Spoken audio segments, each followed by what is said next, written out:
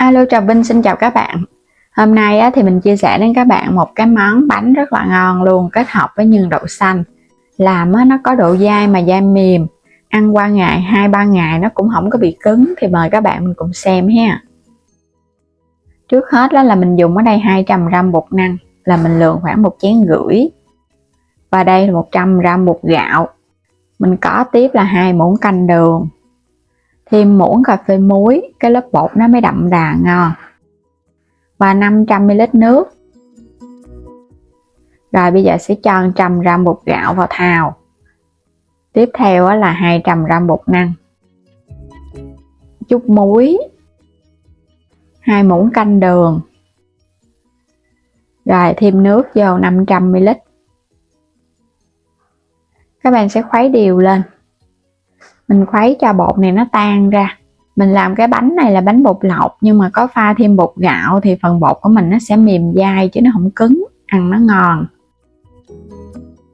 Ở đây là mình nấu 200g đậu xanh khô ngâm mềm, cho thêm nửa lít nước, nấu cho nó chín nha, nấu lửa nhỏ nhỏ thôi.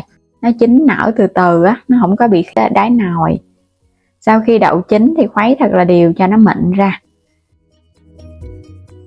Mình dùng tiếp là hành tím nè. Các bạn sẽ cắt nhỏ nhỏ, sau đó thì mình băm hành tím lại, chút nữa xào nhân nó sẽ thơm nhân. Hành tím sấy với đậu xanh, băm nhuyễn nhuyễn nha. Càng nhuyễn là nó càng ngon á, tại nó thấm đều vào nhân.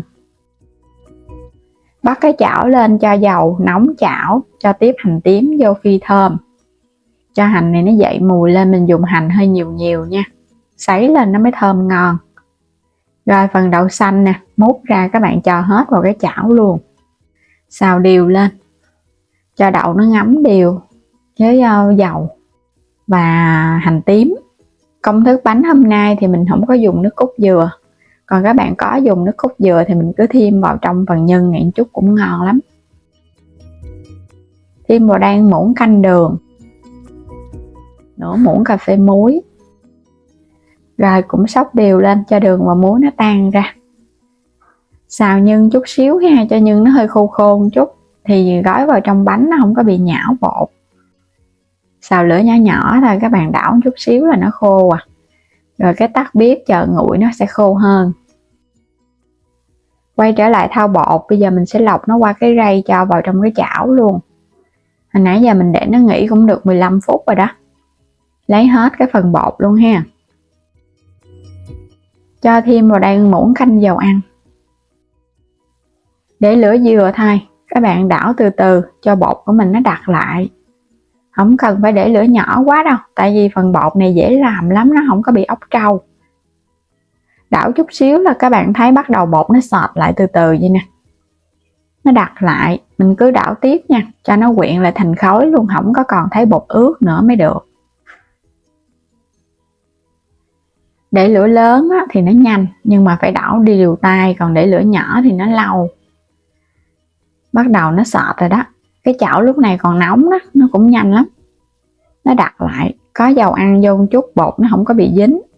Và dùng cái chảo chống dính để làm bột, thì bột của mình nó không có bị dính. Cái chảo nó dễ làm nha, còn các bạn dùng cái chảo thông thường là nó dính dữ lắm. Phần bột đã xong, bây giờ nhân nó cũng nguội rồi, các bạn sẽ vo viên. Mỗi một viên là mình dùng 1 muỗng cà phê nhân á, vo tròn lại cái để qua một bên. Tại vì tùy theo các bạn gói cái bánh lớn hay nhỏ, mình gói bánh nhỏ nên mình múc nhân cũng nhỏ luôn. Rồi bây giờ quay qua bên đây, thôi vào trong tay chút xíu dầu ăn nha, cho nó đừng có bị dính bột. Cứ 2 lượng bột 1 lượng nhân, dàn mỏng ra rồi cái túm nhân nè. Làm vậy nó sẽ dễ, bột này cũng dễ bám lắm, các bạn cứ vo cái mình túm lại là nó bám liền. Bánh bột năng làm rất là dễ so với bánh bột nếp. Bột nếp là phải cần nhiều dầu ăn dữ lắm, không thôi nó dính, còn bột năng thì không cần nhiều dầu ăn đâu. Tho vào trong tay chút xíu là được rồi. Cứ túm đều những cái viên bột còn lại ha. Mình làm sẵn hết đi. Sau đó thì thoa chút dầu vào trong cái lá. Mình xé cái miếng lá hơi vuông vuông vậy nè. Gói cái bánh nó sẽ gọn hơn. Làm cái kiểu này mình thấy rất là đơn giản. Một miếng lá duy nhất thôi, các bạn túm cho nó thành 4 góc. xếp nó rồi cái úp cái lá vô à. Vậy là đã xong một cái bánh rồi nè. Mình úp cho nó sát vô một chút, ra cái dạng bánh ú vậy đó. Làm bánh bột lọc thì các bạn đừng có làm bự quá ha, làm bự ăn ngán lắm, làm nhỏ nhỏ vậy nè. Ăn một cái nó gọn gàng, nó không ngán. So với bánh ít thì các bạn làm kiểu này nhỏ hơn đi, đừng có làm bự giống như bánh ít. Gói từ từ cho nó đến hết cái phần bột luôn. Gói xong hết thì mình hãy sắp vào trong cái nồi đem đi hấp ha. Mình gói kiểu này thì mình thấy rất là nhanh luôn. Chất hết vô trong cái xưởng hấp, bắt sẵn nồi nước sôi trên bếp. Bánh nhỏ nhỏ nhìn nó cũng thấy cưng nữa ha. Rồi các bạn sẽ hấp khoảng 20 phút đi, tính từ lúc nước sôi. Đủ thời gian là bánh nó chín mình tắt bếp luôn. Wow, các bạn biết thơm mùi gì không nè? Thơm nhất chính là cái mùi lá chuối á. Bánh mà gói lá chuối hấp lên là nó thơm dữ lắm. Lấy nó ra hết rồi chờ cho nó nguội mình ăn nó mới ngon ha. Bánh mà chưa nguội là nó sẽ hơi bị mềm. Đây, bánh mình đã lấy ra xong hết rồi nè. Nhìn cái bánh có lá chuối là thấy thèm liền luôn á. Bánh gì cũng vậy á, gói ở trong lá chuối là nó ngon nè. Nó có cái mùi vị của lá chuối và mình bảo quản cũng được lâu, khi ăn cũng gọn gàng, không có bị dính tay nữa. Bánh này thì nó không dính giống như bột nếp đâu. Bột năng và bột gạo kết hợp là nó sẽ không dính. Bột thì mềm mềm dai dai, ăn rất là vừa miệng luôn, có nhân thơm phức cái mùi hành phi nữa. Phần nhân này là mình không có làm ngọt nha. Bánh này mình làm có vị mặn mặn ngọt ngọt, ăn nó không ngán. Mình không có làm ngọt quá đâu. Đây, tháo ra cho các bạn xem nè. Đó, cái này ngon quá chừng luôn, nhưng nó hơi to hơn bột. Mời các bạn cùng thử ha. Ngon quá. Bột và nhân là mình thấy ăn rất là vừa miệng luôn, không hề bị quá mặn mà cũng không quá ngọt. Nêm vừa vừa thôi. Hoặc là khi xào nhân các bạn nêm xong mình có thể nếm thử một chút, thấy nhân nó vừa ăn là ra bánh nó mới ngon. Đừng có quá mặn, mặn quá ăn không ngon nha. Mềm mềm dai dai, bột thì nó thơm phức à. Mình không có làm nước cốt dừa, chỉ có là phần dầu ăn kết hợp vào trong phần nhân và bột thôi, nên là bánh ăn nó để sang 2-3 ngày nó cũng không có hư. Hôm nay thì mình chia sẻ cái món bánh mặn nè. Bánh mặn với nấm và thịt, vừa ngon vừa dễ làm, thì mình làm kiểu này thấy nó còn đơn giản hơn bánh đúc mặn nữa mà ăn cực kỳ ngon. Để trước hết là mình dùng ở đây 100g bột năng là gần một chén vậy nè. Còn bên đây một chén bột gạo 150g nè. 500ml nước cốt dừa, còn không thích ăn béo thì các bạn dùng nước lọc. Nấm mèo đen thì mình cũng ngâm nở sẵn á, dùng khoảng 2 cái tài ngâm nở, chút nữa các bạn xắt ra nó sẽ dễ hơn. Một ít hành lá, hành tím và tỏi thì chút mình băm ra, và 200g thịt nạc xay. Rồi bây giờ pha bột, các bạn sẽ cho 100g bột năng vào thau, 150g bột gạo mình cũng cho vô luôn.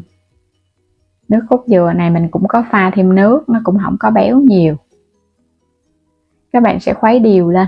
Mình làm giống như bánh đúc mặn cho nên là dùng với nước cốt dừa. Còn các bạn không thích thì mình dùng nước lọc mình thay, chứ không có nhất thiết là phải nước cốt dừa nha. Nhưng mà mình thấy có nước cốt thì ăn bánh nó béo, và cái độ bột nó cũng mềm hơn so với các bạn dùng nước lọc ha. Khuấy đều cho phần bột của mình nó hòa tan ra sẵn. Bột mà khuấy vậy nè, có thời gian các bạn cứ để yên nửa tiếng đi cho nó nghỉ để nó nở ra đều. Quay qua bên đây mình đi xắt cái phần hành lá, có cái gốc luôn. Lá và gốc hành xắt nhuyễn nhuyễn ra sẵn. Hoặc là các bạn có thêm ngò rí mình cho vô, nó cũng thơm nhân. Nấm mèo đen mình cắt nhỏ nhỏ ra luôn ha, cắt nhuyễn nhuyễn. Các bạn sẽ trộn vào phần nhân nó giòn giòn, ăn nó ngon. Mình làm cái phần nhân này giống như là nhân bánh cuốn, bánh ướt vậy đó, nhưng mà cứ hòa quyện vào trong phần bột luôn thì mình thấy bánh của mình nó không ngán, mà làm nó cũng đỡ mất công, đỡ tốn thời gian hơn. Băm ra nhuyễn nhuyễn để nó hòa quyện vào bột nó đều. Hành tím và tỏi mình cũng băm ra nhỏ nhỏ, hoặc là các bạn thay bằng hành tây mình xào cũng thơm lắm á. Băm nhuyễn phi thơm lên là phần hành của mình nó dậy mùi. Ở trong kênh mình có bán thêm các sản phẩm liên kết thì mời các bạn bấm vào góc trái video lựa chọn và bấm mua ủng hộ mình ha. Mình bắt cái chảo lên cho dầu vô, rồi cái khi thơm cái tỏi hành này cho nó dậy lên, nó hơi xém xém vàng đó, nó mới thơm. Để lửa lớn đi không sao hết, các bạn sấy vậy nó thơm. Khi mà hành tím nó vàng rồi thì mình cho thịt vô ha. Thịt nạc này mình dùng loại nạc vai heo nè, nó không có quá nhiều mỡ nhưng mà nó mềm. Xào cho phần nhân nó săn lên, nó thơm. Cho tiếp nấm mèo vô xào cùng luôn. Nhân này giống y hệt như nhân bánh cuốn vậy đó. Nêm vào 1 muỗng cà phê hạt nêm, 1 muỗng canh đường, chút xíu muối, cuối cùng là thêm chút xíu tiêu nữa. Rồi các bạn xóc đều lên ha, tiêu xay thì nó thơm. Xóc đều quá gia vị nó thấm đều vào trong nhân là nó vừa ăn à. Mình xào chút là nó khô lại là nó ngon. Cho tiếp hành lá vô luôn. Vậy là phần nhân đã được rồi đó. Các bạn tắt bếp luôn đi, nhắc nó xuống.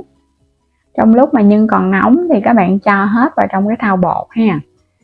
Để cho cái phần nhân này nó làm cho bột của mình nó đặc lại hơn á. Nó nóng thì bột nó đặc. Cũng khuấy thật là đều lên. Còn các bạn để nhân nguội thì bột nó không đặc, thì chút nữa nhân và bột nó dễ bị tách ra lắm. Mình khuấy đều một chút nó có nóng mà nó đặc lại, mình cho vô khuôn nó cũng dễ. Rồi bây giờ bắt đầu chuẩn bị khuôn là mình có thể hấp bánh này ha. Có thể dùng khuôn nào tùy ý à, có khuôn nào các bạn dùng khuôn đó, nhớ quét sơn lớp dầu á cho bột nó đừng có bị dính. Hoặc là các bạn dùng những cái chén nhỏ nhỏ mà chén chấm á, cũng quét sơn lớp dầu, cứ cho bột trực tiếp vô, không cần hấp nóng gì hết á. Bánh này có nước cốt dừa, nó cũng có một lớp dầu áo. Các bạn cứ chất hết vô nha. Mình dùng cái khuôn bánh lăng. Khuôn này thì mình thấy chịu được nhiệt nè. Rồi bây giờ sẽ bắt đầu bắt lên trên bếp hấp. Bắt sẵn nồi nước sôi, các bạn hấp trong vòng 20 phút thôi ha, là bánh nó chín ngon. Đủ thời gian thì mình tắt bếp luôn. Lúc này khuôn bánh chín rồi. Thơm quá, thơm nhất chính là cái mùi nước cốt dừa á, nó phớt lên nồng nàn luôn. Bánh trong vậy là nó chín rồi. Thơm quá chừng luôn á. Sẽ lấy bánh ra luôn ha. Bánh mặn thập cẩm với thịt và nấm. Nhanh gọn lẹ, đơn giản mà mình thấy ăn ngon. Bánh này ăn không hề ngán đâu, tại vì nó mặn mặn đó. Bột thì nó mềm mềm dai dai, kết hợp thêm độ béo từ nước cốt dừa. Nấm thì nó giòn sực sực. Ăn vừa thơm mà vừa ngon nữa. Để nguội thì lấy ra khỏi khuôn nó sẽ dễ hơn, chứ không thôi nó dễ bị dính khuôn, khó lấy. Các bạn sẽ lấy ra dễ lắm, nó nguội rồi. Làm trong chén cũng vậy nữa. Nó nguội là mình lấy nó dễ. Bánh bóng lưỡng luôn, mềm mại, không hề bị cứng. Làm bánh á, mà có kết hợp với nước cốt dừa thì nó cũng tạo thêm cái độ mềm cho bánh nha. Tại vì trong dừa nó cũng có cái chất dầu và cái chất bột kem á, nên là mình thấy làm vô cái món bột là nó ngon. Đây, bánh của mình hấp dẫn quá chừng nè. Thịt và nấm nó xen lẫn vào trong bột, nó không hề bị nổi lên trên mặt đâu. Bánh mặn là mình thấy ăn ngon, còn bánh ngọt thì nó ngon nhưng mà nó cũng dễ ngán. Làm bánh này á, các bạn mà không cần ăn cơm á, khỏi nấu cơm, mình làm thêm một ít rau sống, nước mắm chua ngọt nữa, chan lên, ăn còn ngon hơn các bạn ăn bánh mặn. Mà ngon hơn các bạn ăn cái loại bánh ít trần nữa. Tại bánh ít trần thì mình phải làm bằng bột nếp nhiều quá, nó dẻo. Bánh này có bột gạo và bột năng thôi à, nó không ngán mà cử được nếp luôn. Mềm dai ngon thơm phức. Làm thì mình thấy rất là dễ luôn, không có khó gì hết. Bỏ ra chút xíu thời gian là ai cũng có được món bánh ngon cho cả nhà cùng thưởng thức luôn rồi. Bây giờ mời các bạn cùng thử ha. Vừa ăn lắm, mình nêm gia vị cũng rất là vừa, dẻo dẻo mềm mềm. Phần thịt và nấm ăn nó xen lẫn vào trong bột, nó giòn giòn và nó thơm, đầy đủ dinh dưỡng, vừa có tinh bột vừa có thịt nữa, ngon quá chừng. Phải có nước cốt dừa là mình thấy mới ngon, còn mà không có nước cốt dừa là nó sẽ giảm đi cái phần ngon á. Bánh này các bạn cứ để yên trong cái khuôn ha, muốn ăn qua ngày hôm sau thì các bạn cứ lấy ra ăn thôi, chứ còn đừng có lấy ra khỏi cái khuôn. lấy ra khỏi khuôn thì nó dễ bị hôi, hoặc là để qua ngày hôm sau các bạn cũng có thể hấp nóng lại mình ăn bình thường luôn, không có gì hư hết trơn á, không cứng. Dễ ăn mà dễ làm thì mình chúc các bạn ai ai cũng có được món bánh ngon cho cả nhà ha. Đừng quên đăng ký kênh ủng hộ mình, chia sẻ những video ủng hộ kênh mình và bấm vào góc trái video mua thêm sản phẩm ủng hộ mình ha. Xin chào tạm biệt, hẹn gặp lại các bạn ở những video tiếp theo.